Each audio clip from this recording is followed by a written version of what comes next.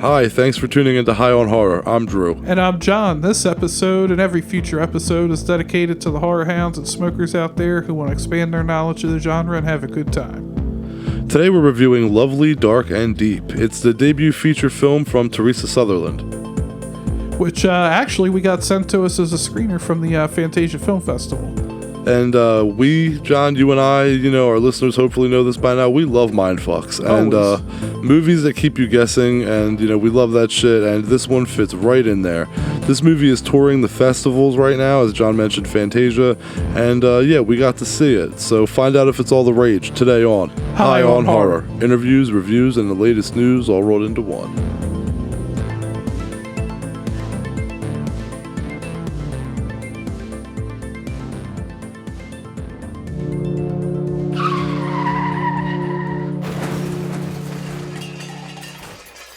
All right, well, before we get started, you know how we like to start this off. What are we smoking today, John? What do you got over there, buddy?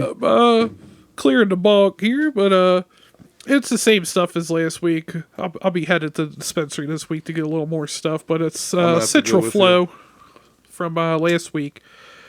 But the reason you're all tuning in is for that review of Lovely, Dark, and Deep. And we got some press materials here. The director is Teresa Sutherland, who is also the screenwriter. The cast is Georgiana Campbell, Nick Blood, Wai Ching Ho, Mick Gear, and Celia Williams. Executive produced by Stephanie Coimbra, Elan Gale, Kevin Park, Molly C. Quinn, Matthew Welty, and Marco Bure. Also produced by Josh Waller. And basically the synopsis of this film is a national park ranger who's being played by Georgiana Campbell is on her first posting to the backcountry and uses her time to search for clues about what really happened to her missing younger sister. And soon discovers that part of the job is appeasing the entity that took her. I gotta say, their little synopsis here, I don't like that they included that last little bit. I was gonna say that. Because I feel like that's early spoiler alert. It's a pretty big discovery in the film. Agreed. So it's almost like 65, where they showed the dinosaurs in the trailer, and you're like, they probably shouldn't have known about that. They shouldn't have mentioned entity. Yeah, they probably shouldn't have. But that was thank you to straight from the press kit. Yeah. So yeah. And runtime of 97 minutes. That's not bad, yeah. But let me get my notes up here. So this was one of the movies from Fantasia Fest that I was really looking forward to. Talk to Me was the other one that was there that we were definitely looking forward to as well. And starting with the movie here, there's a very like jarring aerial shots to start. There's a lot of weird angles. I mean, it's well crafted though, and it fades into the credits. Yeah. And that first scene hooked me. The ranger, he's just ignoring his call and tapes a sign, "I owe this land a body." Yeah. They have signs you'll see later throughout the movie. It's for when the Rangers are in or out. They just take tape off. Just duct tape. Yeah. Straight duct tape. Yeah, his said, "I owe this land a body." Like, all right. I was like, you got me cooked. That's a negative energy, You got bro. me cooked. Got me cooked. The Citral Flow got me cooked. That's what I was going to say. This weed got you cooked, yeah. Yeah, and, homegirl, Lennon, played by Georgiana Campbell, she just kind of chews her nails like a lot. Yeah. She definitely has anxiety. Bloody. Nervous anxiety, a tick for sure. And when they're kind of going out in the backcountry for the season, Jackson, who's played by Nick Blood, that dude is a little bit much for me. Like, bro, I'm gonna need you to chill out, just dial it back. Totally. And one thing I thought was interesting was they talk about there's no database for people who go missing in national parks. Like, no one has a number of how many people disappear. Which is, that's ironic, that's the irony, I guess, is that I don't know, I find it a little hard to believe. I'm sorry, I'm tripping over my words. It's fucking 3:30 in the morning, and I don't even know how much I've smoked at this point. It's been a lot. Yeah, but I guess maybe because she's a first timer, it seems like she makes a lot of mistakes going out. Definitely rookie for sure. The battery, she didn't have any extra batteries for her radio. Right. Which even though that shit still works.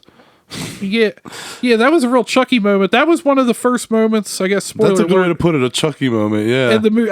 Dude, it's the first movie I thought of when she, because you hear the like crackling. Yep. And then before that, you had saw she didn't have any batteries, and then even she opens it up, and it's like there's no batteries. Not dead batteries, like legit no batteries. I'm like, oh, what the fuck is going on here? And I was like, like I told you, it's the first thing I thought of was Child's Play. Yeah, that makes total sense. I like that. But yeah. So and then what I want to say is she didn't have backup batteries. That's why she didn't have batteries. And I'm like, how did she go out? That was like one of the things they talked about was like having extra batteries. Although they talk about later, Jackson mentions that the radios are pretty much useless anyway. Yeah. But they're better than having nothing. Which, I mean, I would agree with that, right? I mean, yeah. Oh, yeah. And I want to bring up... Yeah. Anyway, I want to bring up... Jackson tells her like he knows the spot because they're kind of camp neighbors, and he takes her to that like waterfall. Had those fucking night blues that look so good, and dude, like that thing looked awesome. The whole thing, I was thinking, I was like, yo, I'd love to just sit here and smoke a blizzy at night, just by this waterfall. Yeah, man, totally. That was one of the things that I liked as well. I thought that, like you had mentioned earlier, I thought that there were some beautiful shots in this movie and also some crazy shots, like the angles. There's a lot of trippy angles that that's were like a lot of my notes. Is weird angle. Yeah, totally. But like well shot, completely and fits the narrative of the movie. There's that one shot that stood out to me. That's doesn't matter where it is in the movie. It doesn't matter. But the point is it's like the trees in the forest, and it's like the way that it looks almost like a kaleidoscope. Yeah, the film looks like a kaleidoscope kind of, but it's trees in the forest. Yeah, really cool shit. Really, there's really a lot cool of visually. A lot of shots that are pretty much just like trees, just straight up from the ground. Yeah, yeah. The movie's pretty. I hate to say pretty straightforward. The plot is pretty straightforward, but we take a lot of twists and turns along the way on it. Yeah. But, I mean, basically, her sister went missing years ago. She's signing up to be a ranger. And they are very specific about how things are done in the backcountry, which on the surface makes sense. But, like, she left her post and rescued somebody, but was chastised because she was told not to leave where she was at. Okay. And there, and there was, you know. It's like I said, okay, as if like I hadn't seen the movie. I was gonna let it go. I'm like, I don't know why he's okay. And like, okay, all right, I'm with you. I'm with you. Makes sense.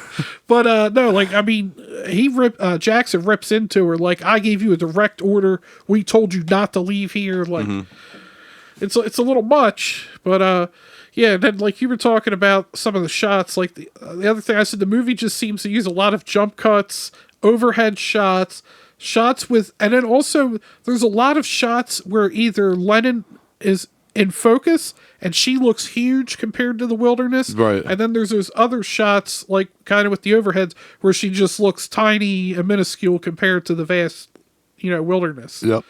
And I think the cinematography is one of the things that makes you feel on edge the whole movie. Yeah, like there's not like a straight shot really of a lot of stuff, or if it is, they don't last long. It's like those weird angles. It's cutting, like stuff's off center, but yeah, it's well done. I completely agree. That's all I could say about that. I had a point and it just eluded me. You ever write down a note and then you look back at it and you're like, I don't remember that. Oh, yeah. What is this one? I got a note for you here. I'm trying to remember the scene. All I wrote was that scene with the hand. That's nasty. And I don't remember what. I'm trying to remember that part of the movie off the top of my head, but I can't. But anyway, there was a scene with a hand, and then it was nasty. It was nasty. But kind of almost like last week's film, Talk to Me. Yeah. You're along for the ride and you're not really sure where it's going, and then it starts to pick up, and we just rewatched the scene, but that scene at night is so good. I guess mini spoiler alert, we'll get into stuff. Just when I can only remember her last name, the one park ranger, Zhang. Yeah. It disappears. I know who you're talking about. The older That's Asian enough, lady. Yep. But like she's out there talking and you finally, as kind of ruined here in the plot. She alludes to the fact that there's something out here, but they're staring at the sky without directly implying aliens, but well, I guess, well, yeah, not directly stating, but heavily implying. Yeah. That it's aliens, because the whole time she's looking up at the stars. And basically she was saying, I've done so much for him. And you see Lennon's sister's shoe. Mm-hmm. And she grabs the shoe and she's like, this is the one I regret most of all. And you're like, God damn. Yeah, right. And then she's like, but I'm not going to let them get you.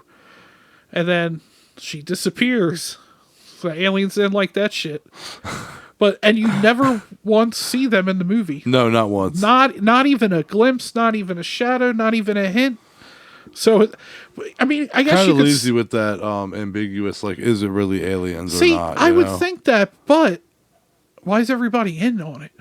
Yeah, right? Although I guess you could argue that maybe they're not necessarily in on it. It's just this is what her belief is. But right, yeah. I feel like it's implied in the way that Jackson treats her and stuff. But yeah, it's funny because I don't have as much of a problem with it getting going as I did, I guess, talk with me.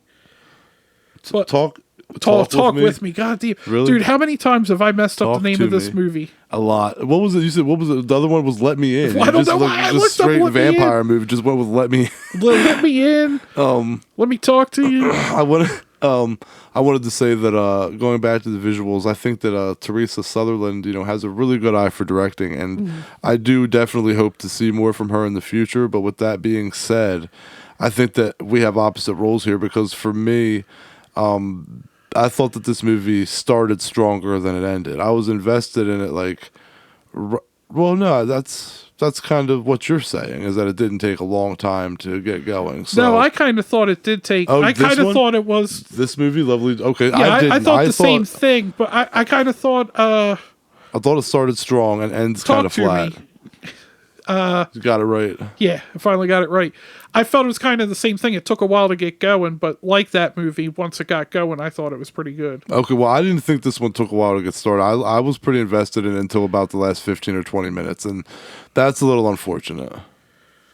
But, yeah, for me, I thought there were good moments in the end and some that just kind of fell flat a little bit. Yep. Overall, the atmosphere and the world of Lovely, Dark, and Deep was pretty well done. It was well acted. Yeah. I mean, Lennon, It didn't deliver that holy shit moment in the end and didn't quite fully see. You thought it started more. I kind of viewed it more as a slow burn.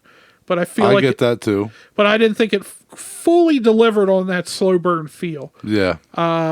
Yeah, Georgiana Campbell carried a movie on her shoulders practically by herself. Did a really good job. Yeah, this Barbarian, she's been amazing in both. Killing it, yeah.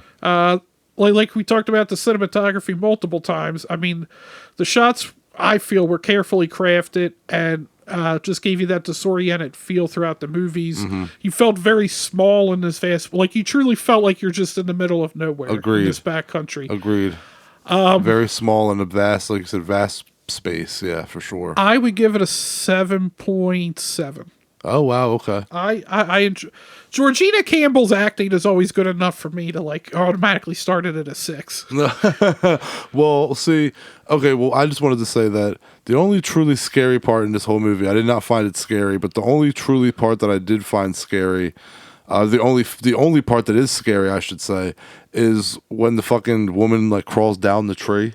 Yeah. In the background, dude. That shit, like, I was watching it, and you just see, like, Lennon, Georgina, she's just, like, kind of looking around, then in back of her, the tree that's in back of her, you just see, like, from nowhere, from some high-ass fucking somewhere in the tree, just climbing down, this woman just climbing down in broad daylight. It was a daylight shot, too. That's what made it even creepier, and, yeah, that scene was creepy as shit. The tense scenes, I mean, but I feel like it's hard to make a tense scene in a movie not intense, because you don't know what's happening. Right, and, but it was a nice trip to Mindsfuckville, and I love visiting there. I don't ever mind taking a trip to Mindfucksville, but I didn't like the latter part of the movie. To me, what I thought of when I watched this was I thought that it reminded me of Censor, but it takes place in the woods and not as good. I give it a 7 out of 10. Okay, but I think you'd probably agree that Well, maybe not. I mentioned that scene that we rewatched. I think that's the best scene in the movie. Where they're talking underneath the stars. Oh, about the aliens? Yeah. Oh, yeah, for sure. Yeah, I feel like that was the best part. The visual, like how the scene's dark, but it's also lit by the sky. Yeah, you have all the stars. Really well done. Yeah, I mean there's things about the story that I didn't like, but like you're not going to hear me say that it wasn't a well crafted movie. Like editing, cinematography, it was a very smooth effort. It very much deserves to be at the Fantasia Film Festival. And any film festival it plays at, and I do think that anybody watching should give it a shot. I think a lot of people will probably like it more than I do. You like it a little more than I do. Yeah, I like it. It's one of those. I just wasn't like it. Didn't take me where I wanted it to. It's one of those movies where it's either you have to like that kind of movie and be a fan of that, or you just don't like it. It's not that the movie itself is bad, the story's bad, like like everything's well crafted. You can't complain about that. It's a polished movie.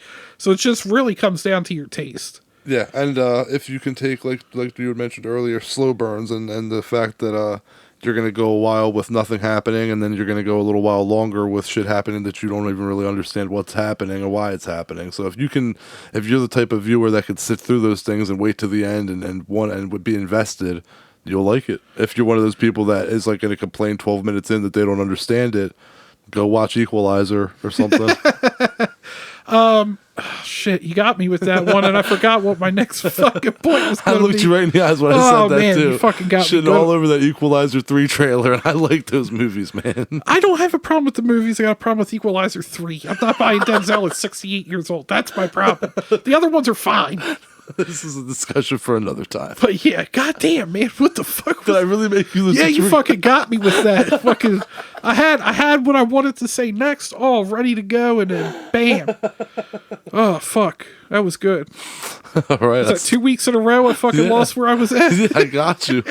Oh fuck, this was a short review, but shit. Oh, now I fucking remember what I want to say. I think I remembered last week too. Yeah. Oh shit! Did I fuck myself again? I made myself forget. Oh yeah. Okay. I got it this time. The kind of I think I broke Drew.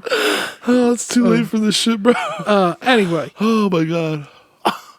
To contradict you myself, better up and say it before you fucking forget again. To contradict myself with like our whole Where the Monster series and we're talking about actually seeing the monsters. Yeah. I love the fact in this movie that we never once seen it, like not even a hint, right, at all. Like there's like you don't see like, oh, was that a UFO? Oh, was that an alien? Like and like you said, the only thing you really see is that woman climbing down the tree.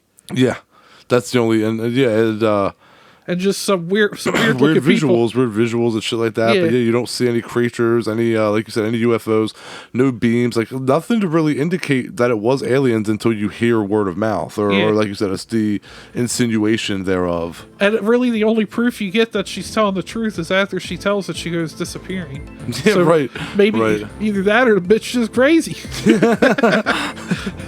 that bitch is crazy. And I think with that, we'll wrap this up.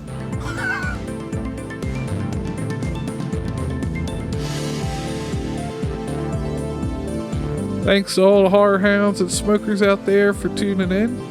Make sure to join us next week, and we'll have the last voyage of the Demeter.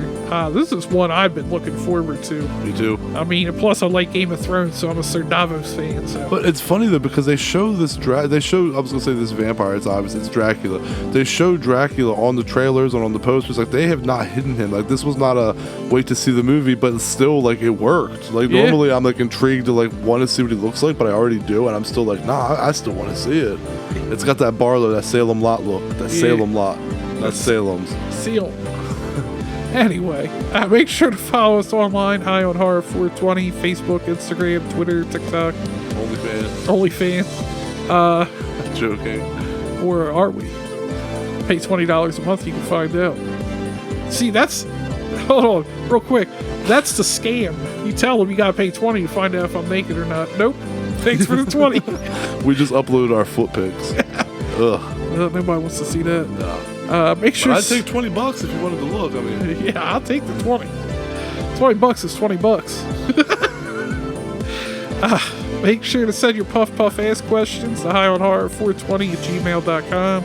Check out our website, highonhorror.com, and guess I'll about wrap her up. Catch you later. See y'all next week.